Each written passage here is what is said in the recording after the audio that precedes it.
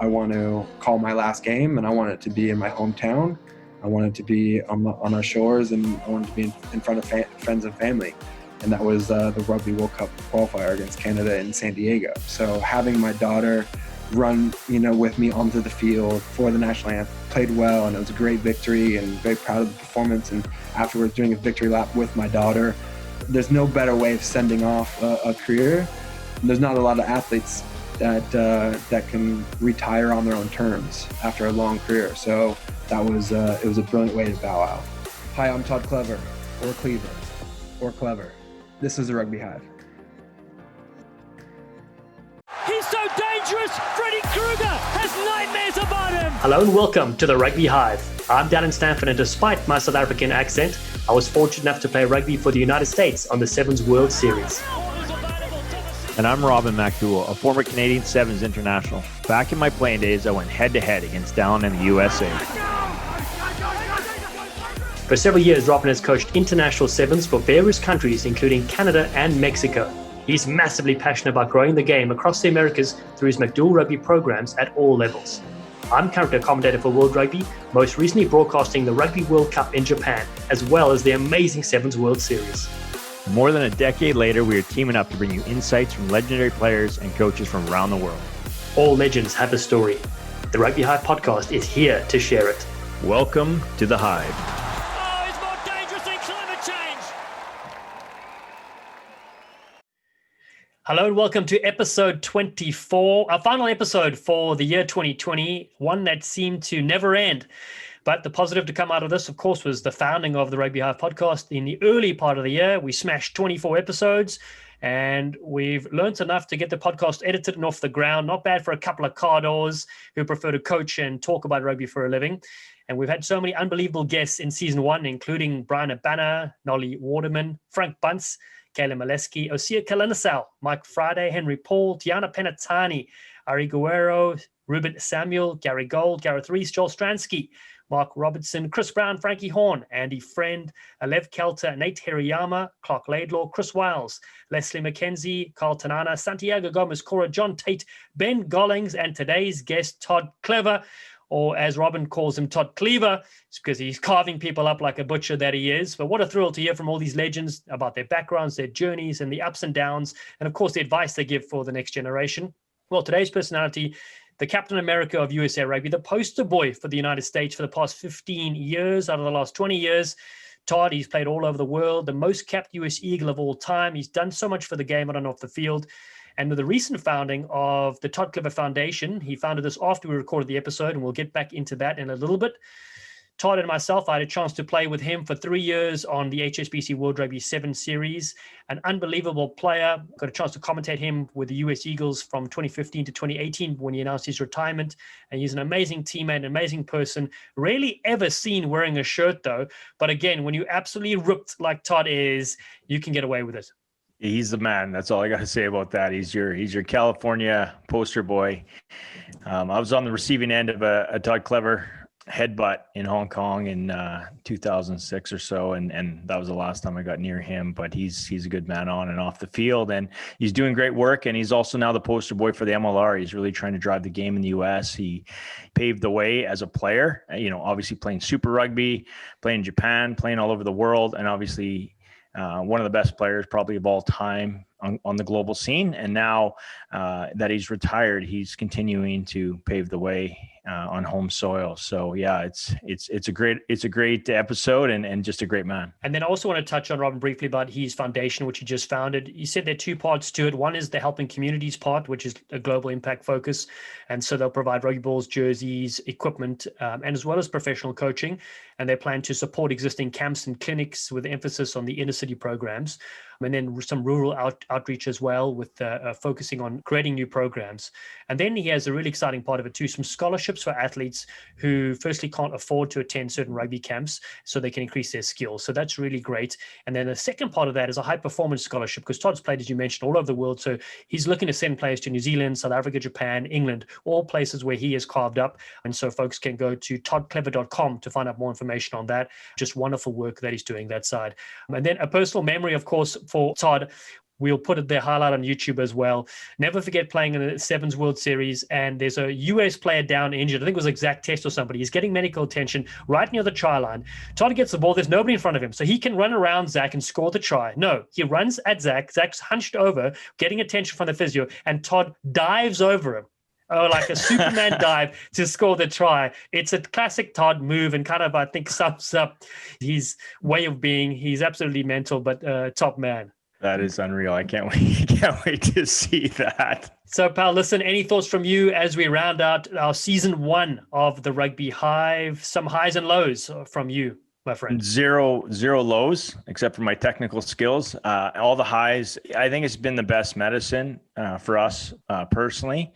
And, you know, selfishly just wanting to learn from some of the best players and coaches from around the world. And hopefully that content, I mean, that's one of the positives with COVID. We've had these, you know, we have technology to help connect us, see each other, learn and listen, and take the time and slow down. And I know for myself and for a number of my athletes and friends and family, we've done just that. So just really thankful to catch up with old friends and obviously connect with new ones. And hopefully it's, you know, this is a springboard for 2021. We got some exciting announcements in the new year here. And I think the most exciting announcements though, rounding out 2020 is having Karen and Remo, otherwise known as Extremo, join our team to support us. Yeah, they've been absolutely brilliant. Huge thank you from my side as well to Karen and Remo, because we know Robin's not the tech guru, so it's good to have these legends on board as well. So time now to shuttle the gates for 2020. We appreciate all the support out there, you amazing listeners. That's you tuning in right now. We really appreciate it. A tremendous season 2 is coming up in 2021 with some fantastic sponsors and partners locked in for the ride. So for this season, we want to thank supporters of the Hive in Gilbert Rugby Canada, Brand Marinade, Focus Care Products, Rugby Coffee, Yeti, and make sure to engage with us on the socials at Rugby Hive on Twitter and Facebook, at My Rugby Hive on Insta. We wish everybody an amazing new year. Be safe, be careful, keep carving, and we'll see you in 2021. From Robin and myself, keep the change, my friends. Time now for episode 24. Do you need anything else from me? Is there enough light? Do you need anything else? No, you look great, pal. You look great. Feel great. Sadi, it is fantastic to hear and see your beautiful face. That hair has been synonymous with rugby in America and around the world for decades, my friend. So good to have you on our show. Yeah, thank you. And it's good to have the hair flowing, a little wet from the swimming pool, in full isolation and trying to make the most of it. Yes, tell us what's been going on. You've got your daughter Hadley running around there. You guys are doing push-up competitions, or should I say you're doing the push-ups, she's just jumping on your back. Yeah, I mean, staying active. Gyms are closed, but healthy living is what I'm all about. So teaching her all the yoga, meditation, workouts, having her run around the house and yard and stuff, and switching the environment around. So I have a place in San Diego and a place just outside of Palm Springs. So just really, kind of bouncing between the beach and the desert, golf and surf. So and squeezing a lot of family time. Well, speaking of your family, I've been fortunate enough to be at quite a lot of your internationals over the last few years where you're playing, and I always would see your mom and dad there, Robin and Harry. Can you tell us a bit about their role in your career? Yeah, I mean, they play a huge role, throughout my career, and being so supportive, and just as being a father myself, it's you take some lessons and learnings and the do's and don'ts, but for them being so supportive, that's the biggest chapter that I want to show my kids that I want to do. And they've traveled all around the globe watching me play, from all-star teams to under-19 national team to World Cups.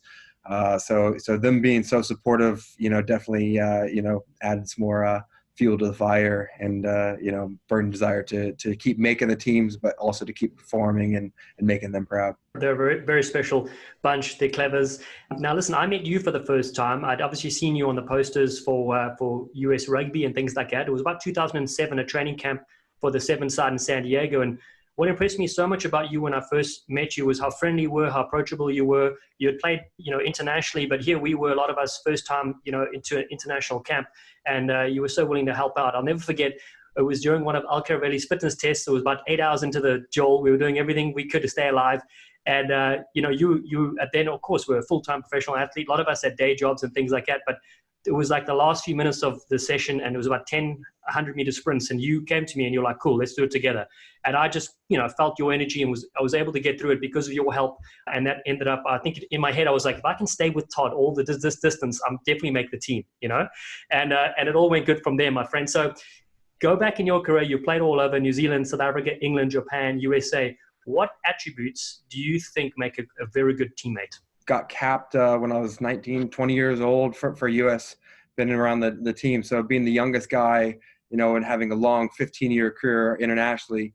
Playing with, some obviously older guys, established guys, fully professional, and having that sort of knowledge and see the future and who I wanted to be, and doing my research and studies of what kind of athlete I wanted to be. My whole thing is to lead by example, not necessarily words or talking through it. It's if you can just be a good teammate, do it for the guys, and guys will do it with you, and just kind of feed off that energy. So I definitely remember those fitness tests with Al and preseasons to when games get tough in the last 10 minutes is how you want to be remembered, is not by the words but by your actions. Toddy, I remember when I first met you, and you probably don't remember, but it was in LA. We had just landed from Wellington, and I don't know if you guys got in a day early or what, but you were on the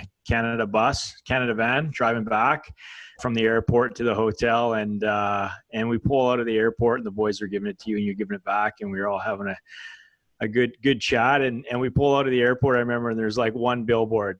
The second you see the light out of the car park, and it's Todd Nation. So the boys are just giving it to you. You're just loving it, and no ego. And then we go down the highway a little further, and we see another one and another one and another one. And that was my first impression of you. Is just you were just class and just down to earth, just a general beauty. So just seeing you progress through your rugby career in 7s and 15s, everybody's got great things to say about you. So that's a testament to you, and learn a bit about your folks, how you were raised. So let's go back to your younger days. What sports did you grow up as a young man? What sports did you get into, more traditional American sports? First, I do remember that, coming out of that LAX and being in one of the biggest cities in the world, and having your face on the billboards and things like that. And again, it's one of those things that you could, I have it in memory, but it's just kind of take it in stride, and don't let those go to your head, and don't change for anybody. And, if it's lifelong friends or people, it's all about having that sort of respect and knowing that sort of, if you're on a billboard, you're doing something right, but you're also going to have a target on your chest for it. So, no, I do appreciate those words.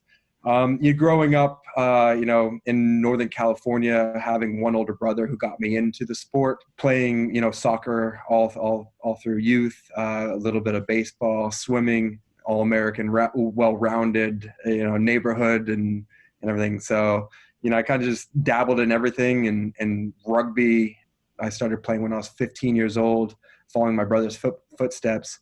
And, just kind of at an earlier age, just saw the opportunity to see the world.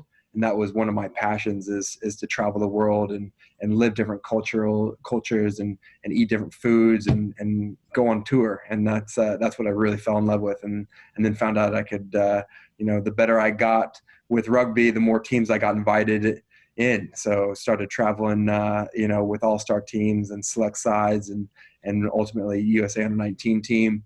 And that's when I got introduced to professionalism, watching Tri Nations and Super Rugby, and put all my eggs in one basket to fulfill that dream. Yeah, it's really interesting, and obviously we're going to have a lot of North American content on here as far as the Rugby Hive's concerned, but we're going to have a global audience. So just trying to get the global world to understand the North American athlete. And I've shared it on a few different episodes, but I grew up playing hockey, baseball, everything very North American.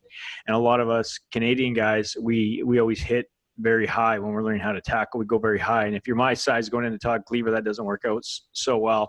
But in hockey, it's shoulder to shoulder, right? Like standing tall, skating down the ice. So that was a big transition for me when I was making the switch. So if you could go back to 10-year-old Todd, or the Todd that first put on the cleats and the short shorts and the long socks, what would you say to yourself? Yeah, I mean, now that there's pathways to the national team, or pathways to go overseas or anything else, when I was starting, my whole thing is all about balance and enjoyment. And I don't think I would have changed much, to be honest. I set my goals and set some pretty high standard goals, and was able to reach them, which was, the best thing about, writing things down is checking them off, and short-term and long-term goals, and doing it.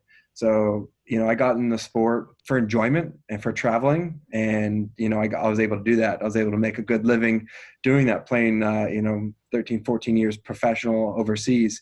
So I got to experience, different cultures, different leagues, and have friends from all over. So, I mean, the biggest thing is, enjoy it, follow your passions, and write down those goals, and don't let anyone, you can keep them to yourself. So if you're shy about it, but write down those goals, because, that makes it real. And whenever you're able to tick off a box that you're able to do, it's no better feeling. And, from myself, of, making the national team, to, playing Super Rugby, to going to World Cups, those were all goals. And some of them were, 5 years in the making. And whenever I was able to experience it was great to actually tick off those boxes. Sorry, I'm going to jump in here on something that Robin just said, because quite a few Canadians, I remember commentating actually one USA-Canada game, they would call you your name slightly differently. Now, I was being told your name is Todd Clever.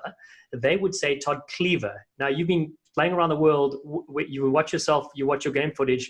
Do you laugh when you hear the variation? Yeah, and it's funny, because my family and close friends, they, even at stadiums announcing or on TV, they're like, oh, they got your name wrong, or they got, and why don't you say this? And I said, I'll never correct anybody. It's.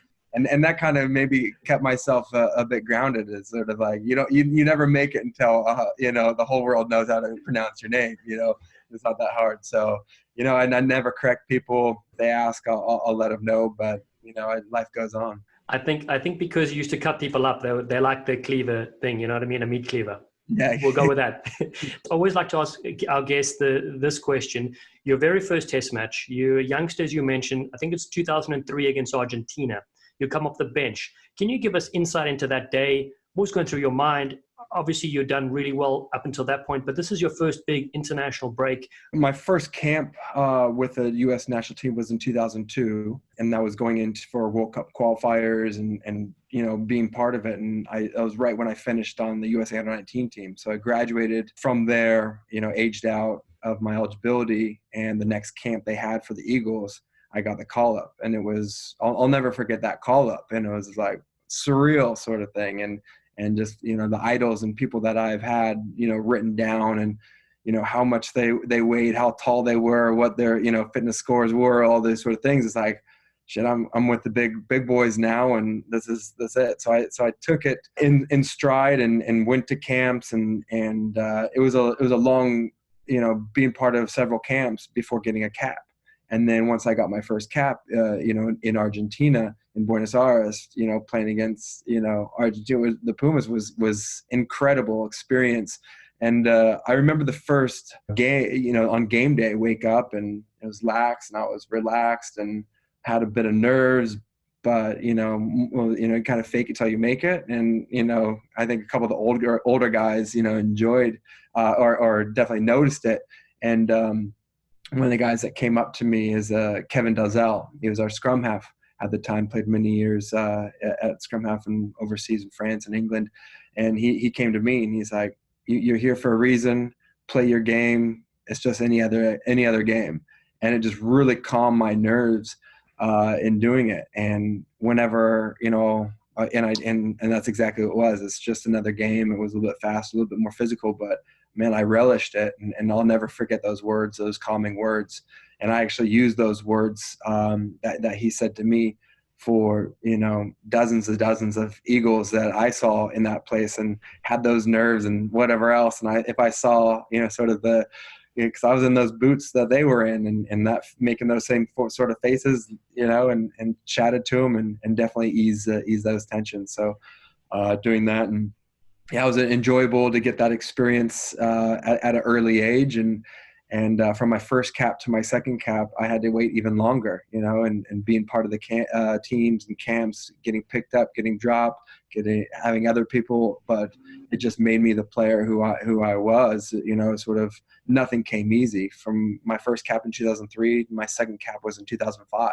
So I had to wait another 2 years of grinding and giving it my all. And there's highs and lows throughout any career, but that was definitely challenging mentally, physically, emotionally, definitely. And Toddy, each team has a different ceremony and process about handing out that first cap. Could you take us into that night? Your first game is finished. What happens after that? I still have that cap. It's framed.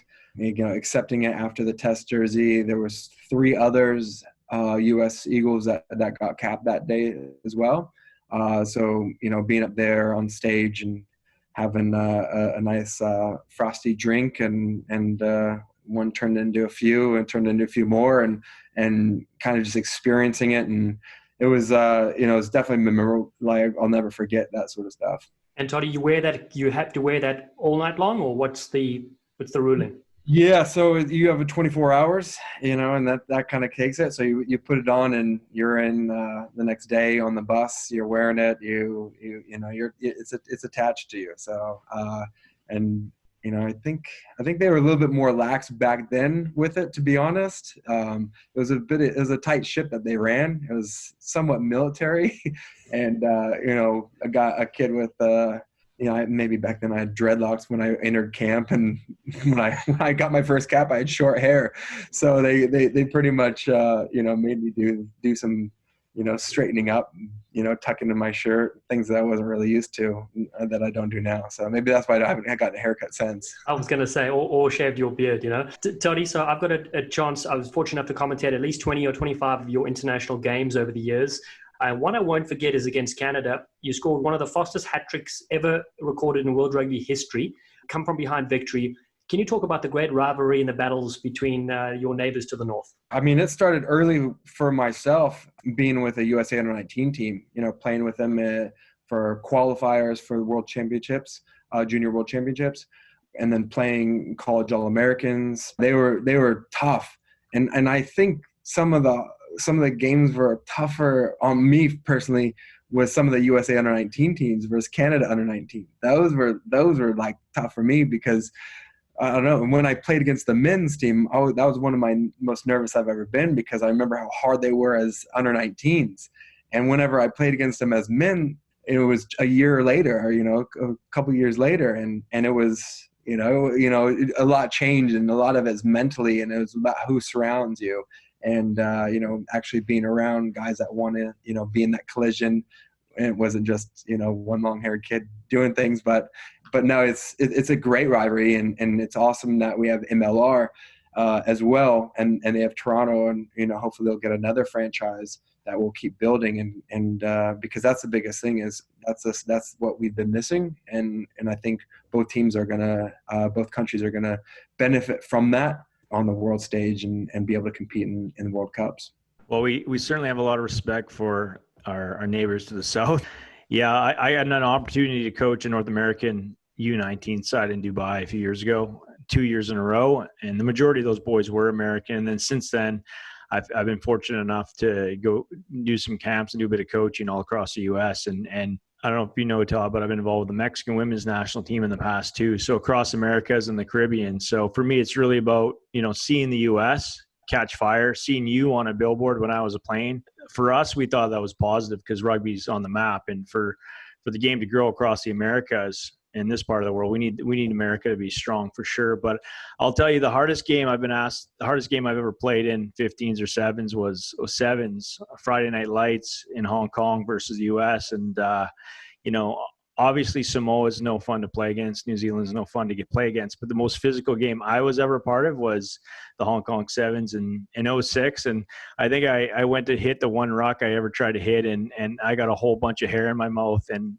was probably just about knocked out. But that game went right down to the wire. But physically, Canada-US on a Friday night game, and for those listeners out there, you only play, your first game of the competition is a Friday night, and you just play one game. And so it was a dream come true to get to play US Canada on a Friday night game. And that was the first time I felt that head in my head. So that was one of my toughest moments ever. But yeah, it was right down to the bone. So luckily, we snuck that one out on that occasion. Looking ahead to your test matches, what was it like the first time you got to lead the U.S. in a test match? Scott Johnson was the coach, and he was having one-on-ones. He came in and got a good idea of how he wanted the team run, and he kind of had one-on-ones with players. And I thought I was just going in for a one-on-one meeting with him in his room.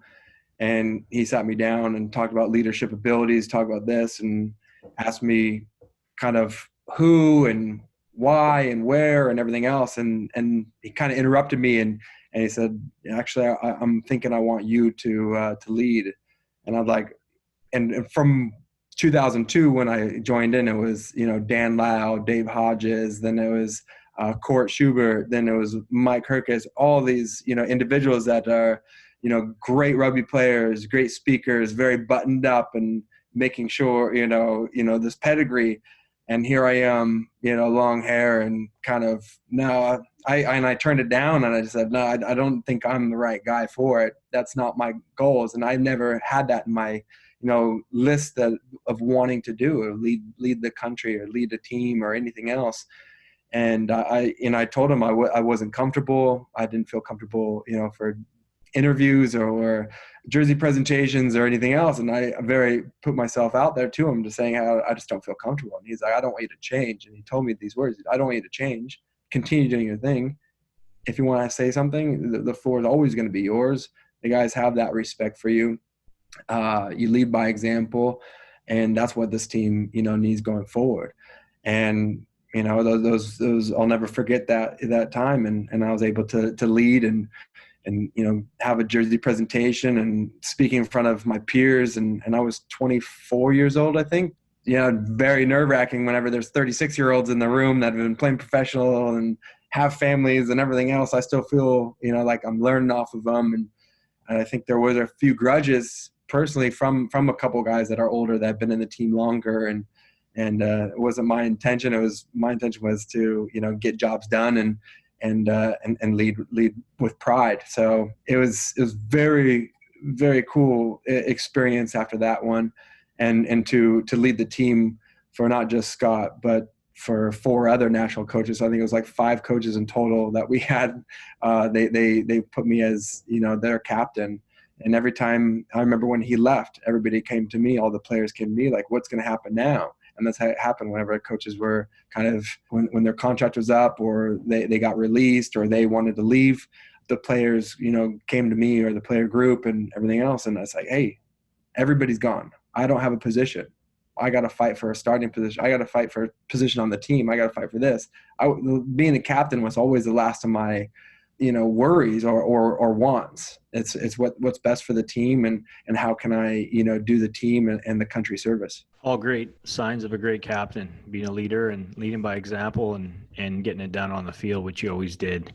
Let's move forward to the 2007 World Cup, the Try of the Year. And you were heavily featured in that segment. And I think it's still just like mainstream. So can you walk us through that play, that sequence and how that felt? I mean, going into the World Cup, it was such a committed group of guys through the team. I was living in New Zealand. I left university, moved to New Zealand, gave myself, had myself a trial, ended up getting contracted, had another year in my contract. I got out of my contract so I can be with the U.S. team to prepare for the World Cup. So, and a lot of guys quit their jobs, left their families and wives so they can, be together in the mountains, living in Boulder, living in Colorado, to, train high altitude. So the commitment was there. We just didn't have the rugby IQ or the physical, demand of international test rugby. Going into that World Cup was so awesome, and playing England opening game was massive. And I'll never forget that. That's probably one of my, most sacred, hearing the national anthem in Parc Lyon Stadium in France. And our last pool game was what we're getting at now is South Africa. And we had a tough pool. We had Tonga, Samoa, and England, who won the World Cup before, and eventually South Africa, our last pool, where they end up winning the whole thing. Go out there, enjoy it, leave everything we have. We're leaving the next day. We're no chance making quarterfinals, so just have a go. And that's what we did, as a whole team. And we were fighting till the end. And it was, I think it was towards the end of the first half that happened. And we had a lot of pressure on our line, and I was out wide, and mismatched, couple faster, couple bigger Springboks in front, and just saw a couple big skip passes, and I went for it, and took the ball, and then ran a few meters, handed off one, and passed it, and just followed in support. And I just remember the crowd. The crowd usually doesn't play a significant role whenever you're playing, but I'll never forget the roar of that crowd whenever we were making that break, and we went through, and it just kind of also stated how fast Taku and how fast Brian were, because I felt like I was running and I was in support, but they just, I was eating dust. And it was such a cool celebration, and being part of that. And it was definitely, one of the highlights, and being part of it and help starting the Try the World Cup or Try the Year was magnificent. And Toddy, you leave out the important part. Butch James for South Africa is world renowned for not using his shoulders. Coached Owen Farrell, I think, in the tackling department. But in that movement, you hand him off to the face, and he goes flying backwards. Yeah, again, sort of whenever you post things or when everything else, you have respect where you don't want to, give it to people, but that definitely felt good, and it looked good on film as well. So I'll let other people talk about exactly. that. Let's fast forward 4 years later, Rugby World Cup 2011 in New Zealand. You mentioned you were with North Harbour. You made a lot of Kiwi friends. I actually was on that trip with you as the media manager, and you and I had to do a lot of press and a lot of extra activities. For me, it was a great experience, first time being at a World Cup in a working capacity. But what was that tournament like for you? Because then you were the captain of the side. You guys had some special moments in that tournament. Unreal to, captain the team to a World Cup. And then in New Zealand, which at that time, definitely, thought of as in my second home of having, if it's father figure, as coaches to, best friends to, teammates, to all support, which was great. Another one of my, favorite tournaments and games that I could definitely, match was our first game against Ireland, when we played them. And that was September 11th, 2011. So a 10-year anniversary on 9/11. And that whole day was very special for the whole squad. And then a quick 3 days later, we played against Russia. We were all beaten up from a very physical Ireland test match. And we, kind of licked our wounds and played Russia, got the win there, and traveled down. So they put on such a great tournament, and you can just, the passion, and why New Zealand is number one in the world, and the people get behind it and everything else. So that was a very special time. So a lot of listeners, they always see, the highlights, right? The big moments. But can you go back? You played the longest for the US, time-wise and test match, obviously, wise, 76 caps. There have been some ups and downs you mentioned. One of them probably was Rugby World Cup 2015. Can you take us through that experience under Coach Mark Tolkien? Yeah, I mean, I've always been an open book, about it, and always wanted what's best for the team. So whenever things went south with our relationship, and we've worked together for a long time, we didn't see eye to eye on a lot of things. And, I felt it was, the team and the leadership and the coaching was changing, and their thought process was changing with personnel and how they go into a game, going into a World Cup, and going into a lot of things, I felt as though we were taking steps back and not being professional and everything else. And, for myself, having an opportunity to, like mentioned, grow the sport on and off the field. And, I had an opportunity for ESPN magazine for, and I did a shoot, and coaches didn't really approve of that or the interview that I did, which was, stating, my thoughts and everything.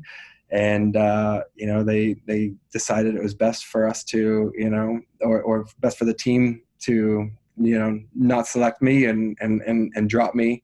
And I thought it was very unfair. And I voiced my opinion, behind closed doors to the board, to our CEO at the time, and wanted to look into it as an investigation because I thought there was some foul play, which they never did, unfortunately. And I felt as though there was a strong case. And then behind closed doors, the lawyers wanted to, talk and sue, and that's not what I know. That's not best for rugby. So I'm going to keep quiet, let it take its course. Unfortunately, USA didn't have a good showing at the World Cup at all, and felt as though that rugby kind of took a step backwards.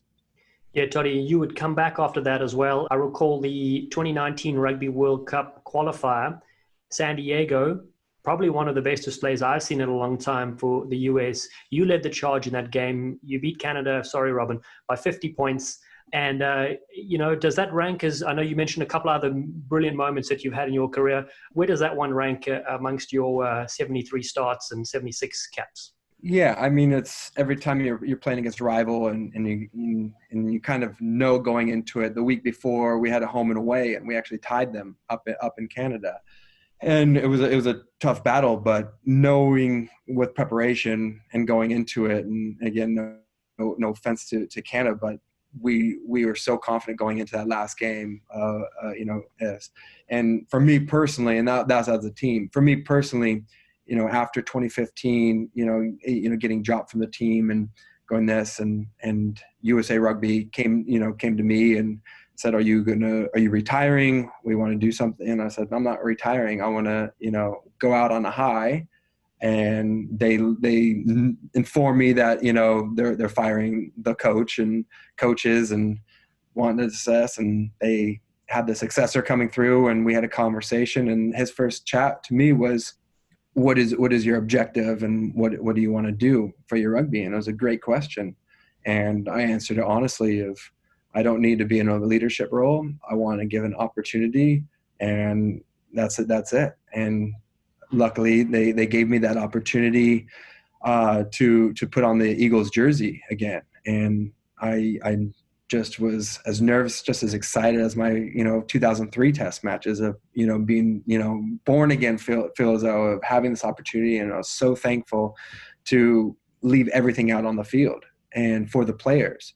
And wasn't captain in the first game, and it was against Argentina 15 in Houston. And after that week and a half of preparation, and after that game, the coaches sat me down and they said, we want you to be captain. We want you to be, captain the squad. And we brought in Blaine Scully to be co-captain as well. So, captaining with Blaine was remarkable. We feed off each other. We're very different individuals, and we're very good friends. And we just do things very different, and it worked. The chemistry worked. So after that first week, they invited me back and gave me the captain's band, and that was awesome. And leading up to it, and that was 2016. So 2016 and 2017, and there was talks about for the World Cup and how can we maintain you going through the World Cup. And I had a lot of thoughts and where my family is, where I was physically, where I was in my headspace. And I told him I wasn't interested in going to the World Cup. I want to call my last game, and I want it to be in my hometown. I want it to be on our shores, and I want it to be in front of friends and family. And that was the Rugby World Cup qualifier against Canada in San Diego. So having my daughter run, with me onto the field for the national anthem, we played well, and it was a great victory, and very proud of the performance. And afterwards, doing a victory lap with my daughter, that there's no better way of sending off a career, especially going, knowing it would have been awesome to be in Japan, and I'm going to miss a lot, but I know what it takes for that. And I know, and you see it in a lot of elite athletes, they stay too long, or they get traded, or they just try to hang on. And what was given an opportunity for me is, how can we taper off your training load or whatever else, so you can, continue through the World Cup. And my thought for myself is that's not the player I am. If I'm not able to lead by example, and if I'm able to do half the sessions just to be there, I don't want to be a food bill. I don't want to be a passenger. I don't want to, do anything less than someone that's hungrier than ever just to, get 5 minutes or have an opportunity to be in training camp. So that's my thought process on it. And there's not a lot of athletes that can retire on their own terms after a long career. So it was a brilliant way to bow out. It really was very fitting. And from a Canadian aspect, it was an impressive game to watch. You could almost find yourself supporting the better rugby side that was a little more prepared. And that was an epic game for you guys. And I was happy for you to go out like that. That's pretty special.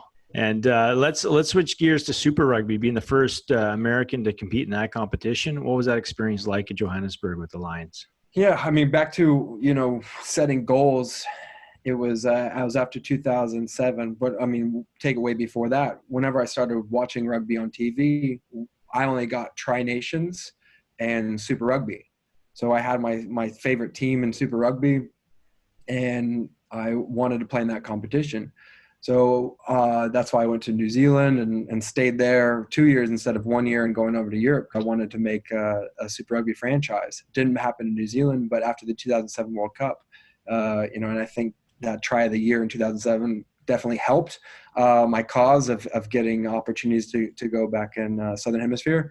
Went down there and, left premiership opportunities, French contracts that were worth a lot more than the Super Rugby franchise in Johannesburg, but I was able to tick off a box, and that's what I was about, is experience and knowing what I wanted and was able to do it. So, yeah, I after the 2007 World Cup, we tried to set up a professional national team. That didn't last very long.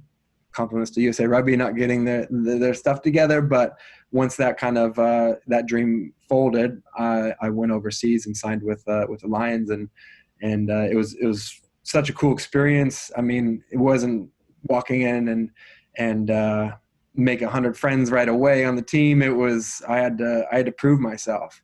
I'd prove myself to all the coaches. I had to prove myself to all the teammates, and as Dallen knows, the media is not the nicest or not the best in South Africa. So, I had that to deal with as well. And I remember through the preseason, the training camp, on the front page of the sports section, I had a picture of myself in Johannesburg News, and it said, "Would China import rice? Why would we import a flanker?" sort of thing. So to know how depth they were. So I was like, oh, great. This is getting kind of hairy. But, after a tough preseason with them, preseason games, playing against the Bulls and got my first taste of it, and then getting my first cap against the Cheetahs at Ellis Park, I just will always remember walking down that tunnel at Ellis Park, and just the walls talk to you, and my mental aspect of the game is very, very in depth, and I do a lot of meditation and put myself in there and knowing it and do my history. So walking down these walls and sitting in these locker rooms, knowing who sat in that chair before me, who walked down this, who walked on this ramp, going into the stadium that holds 60,000+ people. And the likes of Nelson Mandela, Francois Pienaar, are coming into my mind and just being like, what, this is insane. And having that opportunity to come off the bench and you make a couple big hits and get awards for the biggest tackle of the game on my debut of Super Rugby.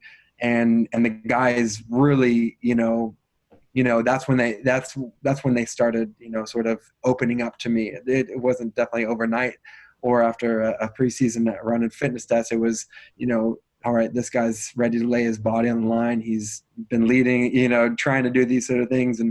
And it was tough because it was all speaking Afrikaans and learning all, counting to everything else. And, I love South Africa so much. I have a lot of good friends and old teammates, and I'll always have a special place, and I'll always visit there for the rest of my life. And switching gears, you then went to Japan. How was that huge adventure for you? It was tough because I spent 3 seasons in South Africa with the Lions. So 3 seasons, and I had 3 different head coaches for it. So every single year I couldn't get comfortable. And that's good. You don't want to get comfortable, but you want some sort of consistency. So the president changed, and then we have a head coach change, another head coach change. And so three coaches, and the franchise isn't where it was before, like individually and everything else, franchises have ups and downs. So we were going through a bit of a change, and I had opportunities to leave, to go to Europe or Japan. And ultimately I wanted to come back to South Africa, and they offered me a 3-year contract. South Africa did. And I had a 2-year contract at Suntory with Eddie Jones to play in top league. And financially, I weighed out a lot of options and things. And I got out of my contract. I got out of that contract. So I was going to come back for the last year, and then with another option, just because I was loving it so much and kept it very tight-lipped and everything else. But back then I didn't have like a smartphone with DocuSign or anything else. So I had to go to like Kinko's, like a paper thing. And that's how the news came out, is like the guy came and I signed the contract. I had to basically fax it over. So I faxed it over, and the guy, when I walked in there, he's like a bit nervous, but he was fine. And, or kind of Todd, and knew who I was, and it was quite flattering and humbling. And then when he opens up, like, oh, you want the sending? And it was sending it to Japan. It was my Japanese contract that I signed, and it wasn't out in the media or anything else. And then he read it, or he saw it. It was obviously in Japanese, and he's like, oh, and his look of disappointment is, oh, you're leaving us?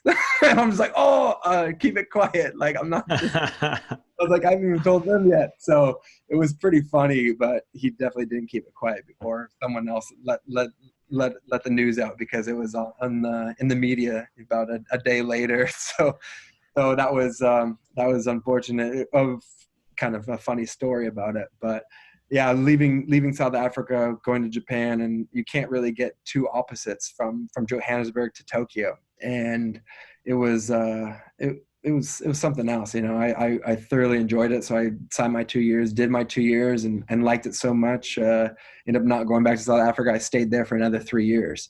So in total, I was in Japan for 5 years, playing for 2 different sides. Won some trophies, and it was definitely a huge chapter, and had a lot of fun doing it. I'm a big fan of Eddie Jones. I've read a lot of stuff that he's put out there. And what was it like playing for him? One of the best rugby minds, in ever, in rugby history. And if he's playing games with media, or if he's playing games with opposition coaches, or if he's playing games within the squad, he's a very tactical and precise individual. But ultimately, I think he's the best because he expects the best. There isn't a day that you come to work that you can't bring your A game. And if you're not bringing your A game, he'll let you know, and he'll call you out. Even if it's a video review. And I'll never forget, I could get into rugby, I could get into coaching, I could do that for passion things, but I don't think I could work for Eddie because of how demanding he is on individuals. I remember like one of our video analysis guy was putting something up, and his computer froze, and he just started to sweat, and you could just see that Eddie just do it. Just make it work. And it's like, it's the computer, it's not me. And it's just like, you just feel so bad. And there's a couple other funny stories that I won't mention. And one of them includes me of getting the wrath of Eddie. But, that's, it's better told over beer anyways, but he's a great guy, great coach, and very personable. I mean, once you kind of get in that click, I remember, kind of sending him a text before the World Cup final in Japan. It was England versus South Africa. Send him a quick text in the afternoon, just throwing it out there. He responds in 4 minutes. And I was like, wasn't expecting a response at all. I can't imagine how many text messages you get back. But, for him to take time out of that and I mean, the guy doesn't sleep. He's the first one there, last one out, making sure that things get done and no stones unturned. Such a character indeed. Toddy, let's go back to the game of sevens. That's when we mentioned you and I met. My on-field Todd Clever story takes me back to the 2009 Sevens World Cup qualifier. We're in the Bahamas, beautiful setting. We're playing Canada. We're up by a few scores. We end up winning the game, great. But during the game, I've never been involved in such a massive collision. There was a restart. And back then, you're obviously focusing on the ball. I think you were jumping. Carnage. All I remember is like waking up on the side of the field and you helped me up, and then you went across and looking to push a couple of Canadian players out the way, and I was like, at least Todd's here, he's protecting us smaller guys, which is great. I leave the field, get stitched up, come back, and only the next day when I'm watching the footage, I realize you're the guy that knocked me to the ground accidentally, and I still have a scar on the side of my face here. Verity, my missus, is like, where did you get that? I'm like, that was Todd. She goes, but didn't you play on the same team? I'm like, that's the kind of player he was. But anyway, I want to talk about sevens briefly. You got a chance to travel the world for many years doing sevens, but you're doing 15s at the same time. What was it like for you to switch and jump into different tournaments, whether it be sevens or 15s? Yeah, again, I go back to sort of preparation and where you were and what was, you were able to do physically. And I remember it was really demanding on my body because it's such a different, game that you're playing. So if you're in a sevens tournament and you're preparing for that, your training is completely different from your 15s, and you lose 15 pounds of bulk, so you can get that more explosive and maintain that fitness. And then when you're going to 15s, then it's a bulking and you're able to just change everything. So I'll never forget the challenge it was for me physically and demanding away from it. But any opportunity I had to represent USA, if it was sevens or 15s or anything, I couldn't pass it by. And there wasn't a contract amount that would change my mind. It was, being able to represent USA, being able to do that was no better joy to me and definitely my family. So I definitely left a few dollars, with contracts, but at the end of the day, to leave the game and not have, regrets, it's pretty awesome. Well, Todd, it was a real pleasure sharing the field with you and Takudzwa Ngwenya and a lot of your 15s guys have come back to sevens every now and again. But there's one famous story. George, the South African sevens student, was there back in the day. I remember a moment, you got the ball in the wing. There was nobody in front of you. You just could walk it in to score. But there was an injured player. I think it might have been Zach Test was on the ground. And the US physio was bending down to help Zach Test. And you ran straight at her, jumped and launched yourself over it, just cleared her body and scored a try. What were you thinking? I really enjoy playing rugby. And there's no better time of playing rugby without a smile on your face, So I honestly, I wasn't thinking. I could have gone right. I could have gone left. I could have walked, like you said, but what another opportunity just to have fun and enjoy it and do something that's pretty ridiculous. So, I mean, again, I don't really have a good explanation, but, I remember telling the guys, before every test match and, at captain's run, circle in and just kind of look around and feel each other. And I just always reminded them and reminded myself is there another place you'd rather be other than this? There's no other place I'd rather be than with you guys, looking at you guys, like seeing the passion. And what I see in their eyes is, soreness from the whole week, training, the excitement for tomorrow's game, all these sort of things, and the emotion at this empty stadium because it's captain's run, and knowing the next day it's going to be full, knowing there's going to be, our enemy across from us. And once we cross that line and that whistle blows, it's that. But there's no that preparation. And that was such a mental thing. And the day I retired, our co-captain, Blaine Scully and the team, they got me a watch. And, on the back of it was engraved, is there, there's no better place or and I'm just like, spot on because, I look around, I smile, and if we're winning and if we're scoring tries and everything else, it's about that. You gotta stop and smell the rose. You gotta stop and enjoy the ride. And a lot of my career is so focused. I wonder if I was able to do that enough. I think my life of balance was pretty good. I know a lot of teammates and everything else are over structured and whatever else. And if that's how they operate, for me, I needed to split up that seriousness with cold beer, with whatever else, a travel or a plane ticket to somewhere, or a cuddle or whatever it may be. So those are the sort of things that definitely I try to instill on others. And whenever the first question you guys said, what would you say to a younger yourself, is just embrace it, enjoy it, and because it's not going to last forever. Well, the game needs entertainers, and you certainly were one of the best, so we love it. All right, we're going to put you on the spot here a bit. Who would you say is your most respected opposing player that you ever played against in sevens specifically? In sevens, probably mostly, playing against the greats, like, Serevi was and Ryder, just unbelievable. Mudji from New Zealand, Zar Lawrence. So, those are such opposite players than I am. I can tell you how hardest and everything else and physical, and I was like, with like Frankie Horn or whatever that case, those sort of players. But we were similar. The people that were magic, that had the skills, the pace, the vision that, I didn't have. Whenever things got tough, I always know, okay, I'll just look for a body and let's win the contact. For them, they just, have a different third eye, or they're watching the film with a drone and they can just see everything. So, those players, those four players probably amaze me the most. If it's Zar, Mudji, William Ryder, or Serevi. We had Hirayama, so another legend on here a few weeks ago, and it's interesting because he debuted at 18, so he's been playing 100 years as well, like yourself, and he talks about joy and all the same things you do. You guys, that's a beautiful thing when you play, as long as both of you have and you're still finding joy or found joy all the way through. But he's still playing, and the first guy that he said was Ryder as well, and Serevi. So it's there's still a massive amount of respect, and Ryder was just an absolute anomaly on the field. Like, if he wanted to score, he was scoring. Nobody could touch him. Exactly. He just made people look silly, me being one of them. So and then how about 15s? Who would you say are a couple in 15s?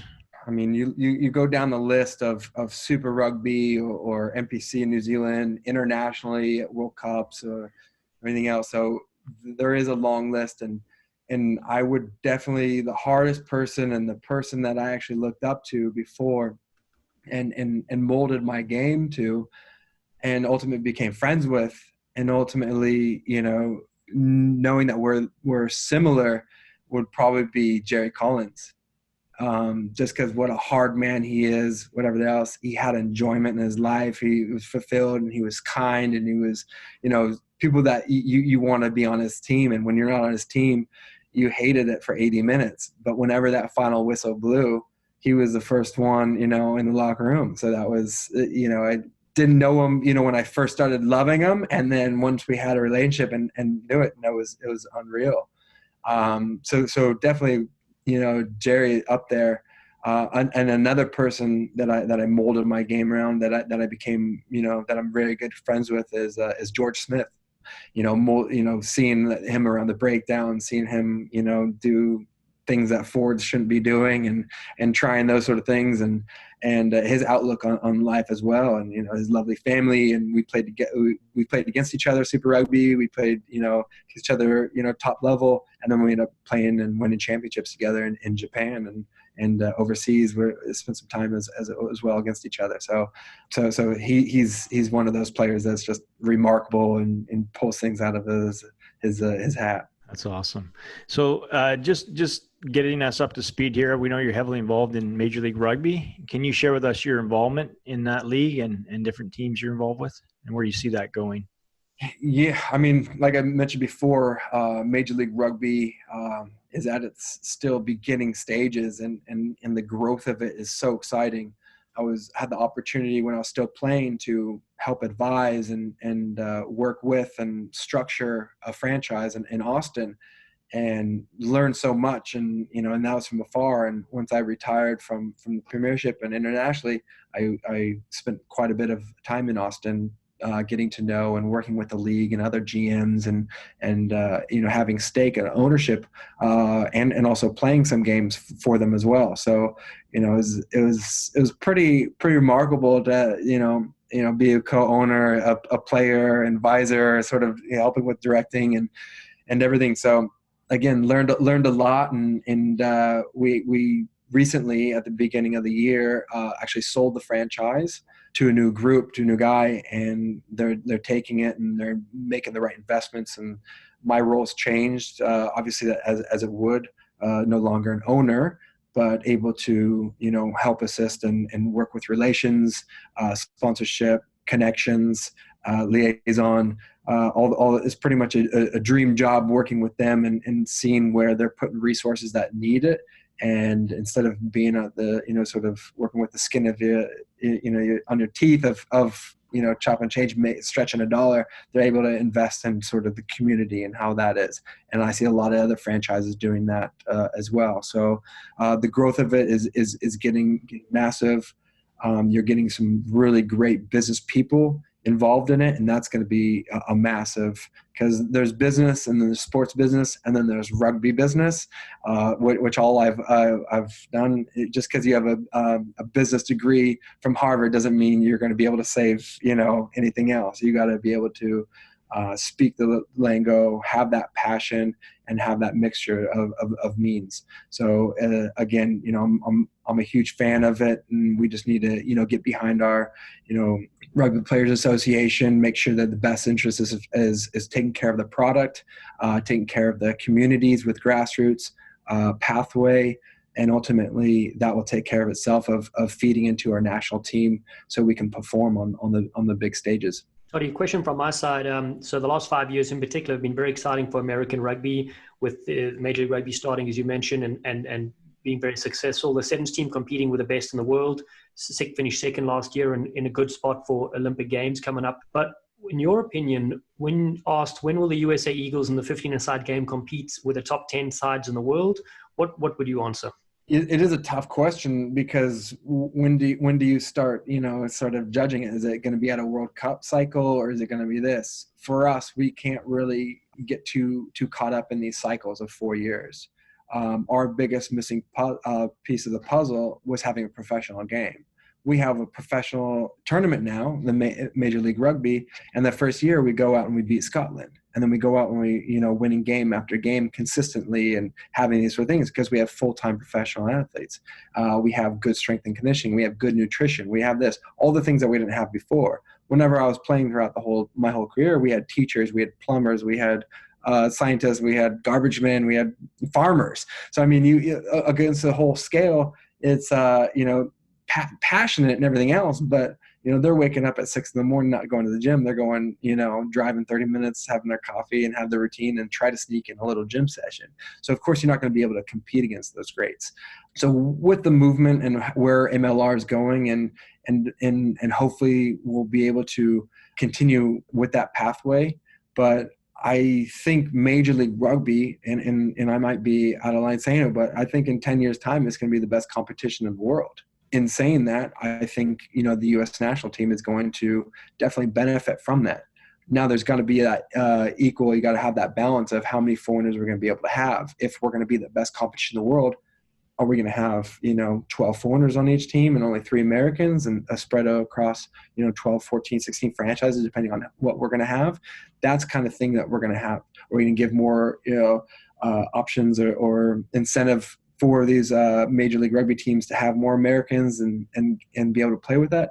That's what those different committees have to make up those decisions. But ultimately, I hope that the decisions that they make are for the betterment of the totem pole. And, the totem pole is the very top, and the most powerful is World Cups, and then Olympics. And then it's going to be into professional. So MLR is a little bit below there. So if it benefits that, but also you have to look how on the commercial side, filling seats at the stadium. So, but I do believe, in 10 years time, it will be the best. And I think in hopefully 10, 12 years, we'll be able to, get beating, on consistent values of the top 10 teams. Yeah, I agree with you in your assessment there, Todd. Let's finish off, though, on a story. South Africa. I'll never forget you told me this one. And all I'm going to say is Die Burger. If you can go into that humorous story for us, for our listeners there, please, my friend. Oh, I mean, if we're thinking the right thing, right run, I think we were just landing in Cape Town. We were driving through, and in the middle of Cape Town, there's this big industrial building. And it's Die Burger, and I just look at them, and this was before I was down there, and I'm just like, is that a meat factory? like is that where they're making hamburgers? Like Die? Like I just didn't understand what it was, but obviously, luckily that you were there, Dallen, to assist us with the Afrikaans of the burger. Like well, I will say you forgot to say though, because the Skulk Burger was a player for South Africa, and you were like, "Jeepers, they don't like him at all." This is the first thing Robin Todd says to me. He goes, "Wow, man, so you guys are mad about your rugby." I go, "Absolutely, like Springboks, African rugby." And he goes, "You don't, what happened to Skulk Burger? Why don't you like him?" And then that's when I realized, because me being, my mom's Afrikaans, so it's Die in Afrikaans is the. And so The Burger is a newspaper, is what it's called. Todd was the first person ever to bring that up. And I'm like, oh, that's a classic. Oh, well, I butchered that story. Die. Todd, you've had so many memories. It's tough just to pull those out. Listen, my friend, I really want to thank you so much for coming on to our Rugby Hive podcast. It's an absolute privilege and an honor to have seen your journey through the years, and now to get you on as well has been brilliant. Without a doubt. Thanks, Dallen. Thanks, Robin, for having me. And let's do it again soon. I love you guys. Well done. Great catching up. Good chat. Absolutely. Long time no see, my friend. Look after yourself. Look after that push-up body of yours and your family. Beautiful ball over the top. Yes, Seppo! Thank you for listening, you sleek sensations. If you haven't already, please subscribe to Rugby Hive Podcast and catch us on all the socials at Rugby Hive. We appreciate your support. Be safe out there, and we'll see you soon. They've taken the lunch money from South Africa.